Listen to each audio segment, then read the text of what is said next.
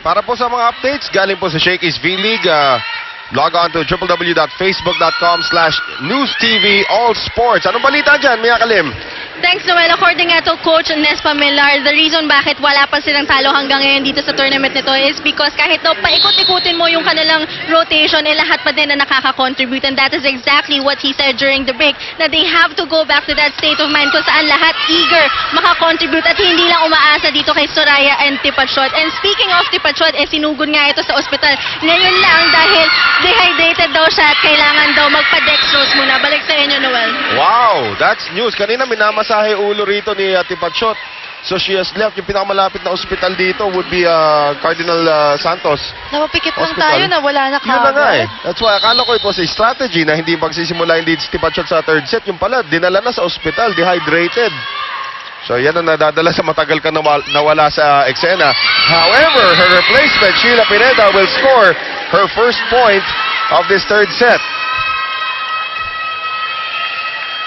Malalim ang bench ni Coach Nespa Millar, kaya naman di na problema itong Cagayan Valley sa Right. pagkawala ni Tipachot. Alam mo, kailangan pa ng open spiker. Nandiyan pa naman si Joy Benito. Pilay nga lang si Rosemary Vargas. Kailangan mo ng utility. Nandiyan naman si Lucette Dawis. Diba? Sino pa? Kailangan pa ng setter. Nandiyan pa si Chisayet. Ang lalim. Yan lang naman, diba? Kailangan niya na sub, dito si Noel Zara. Wag naman. Let's look at our slow motion replay from that running attack from Mike Ortiz, brought to us by Rexona Antiperspirant deodorant. It won't let you down. At kanina pa ito si Micah Ortiz, which gives her very high percentage pagdating sa spiking. Wala pang nakaka-block niya, Noel. Yes. 9-7. Still in favor of Cagayan Valley. Maizo sends it over to Pineda. Off the block. Played there by Cases. Dimac going to Caballero. Nice block by Eulalio. One more time around for Judy. And Judy will miss. Hinulang sa mantikilya yung mais. Pwede ba yun? Mahilig ka ba doon? Oo naman, with a little Mais. sauce. Oo, na mais na may mantikilya. Yung ginagawa nga may mga pilosopo, unsalted butter daw ilalagay. Bakit? Kasi lalagyan ko panasin yan. Kainin. Here's Dimac, running attack. At sinabi mo nga yan kanina, Michelle, wala pa nakapagpigil sa running attack ni Micah Ortiz.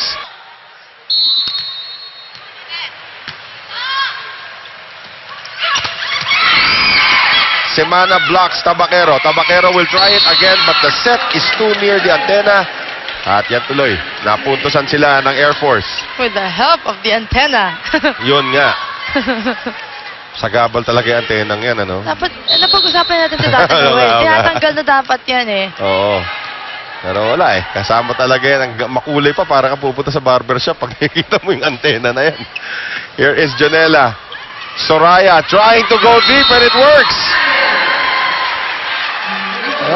Pangiti-ngiti lang tong batang to, pero ang tapang din yan maglaro, ha? At magulang. Hindi Right. lang siya set ng set, marunong din siya mag-drop. And yung service niya, ito nga, 15% of Right. her services talagang puntos. Oo. Let's see if she can add to that.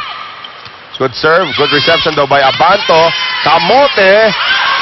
And that just barely made it in. Soraya trying to set up ito si Tabacero. Had to push Maizo out of the way. Pero hindi nga nakuha ni Tabacero yon.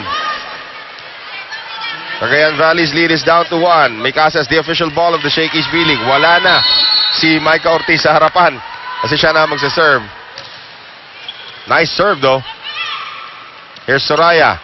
Maizo dropping it.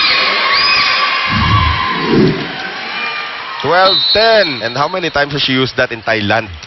Ilang beses naging top scorer of the game dito si Aiza Maizo Pontillas. Here is Tabacero. Off the block of De Ramos. De Ramos tries to keep it alive pero nandun si Pao Soriano.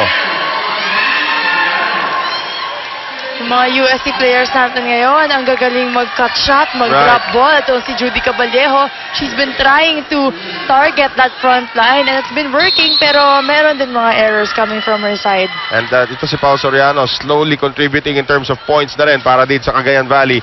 Eulalio serving. Dimac going to Wendy. One more time around. Dimac this time bumalik papunta rito kay Caballero. Hindi na masasagip yan ng Air Force. The net defense para naman dito sa kupunan ng Rising Suns. Very, very good dito sa ating third set.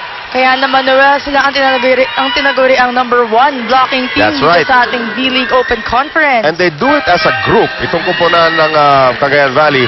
As ito si Marian Pantino will see her first action of the game. Papalitan muna ito si Caballero na kanina pa hinihingal. So konting pahinga lang muna. Problema kasi pag nasa harapan si Caballero with her center spiker na si De Ramos, sa kanya talaga 80% ng Yes. mga bola. Sa kanya talaga binibigay. This time Semana tries it but Aiza Maizo is just too tall. Ngayon, 5 na ang abante ng Cagayan Valley. 15-10. Gwyneth Eulalio, the former FEU center. Na-enroll pa rin sa FEU. Di lang ang naglalaro sa varsity. Maraming ganyan dyan. Like Rosemary Vargas actually, I believe, is only on her 3rd year. She's Yes. no longer with the varsity. Tama. 3rd year pa lang yan. Right. And the Pantino getting it across. Aiza Maizo. Coverage is there. Pantino keeping it alive and Dre has to give it up. Soraya ngayon going back to Aiza. Alam niya gutay-gutay pa ang depensa ng Air Force. Tinira na niya. And now a 6-point lead for Cagayan Valley against the Philippine Air Force. Ako si Iyari Yongko ng Philippine Air Force at kayo'y nanonood ng Shakey's V-League Season 10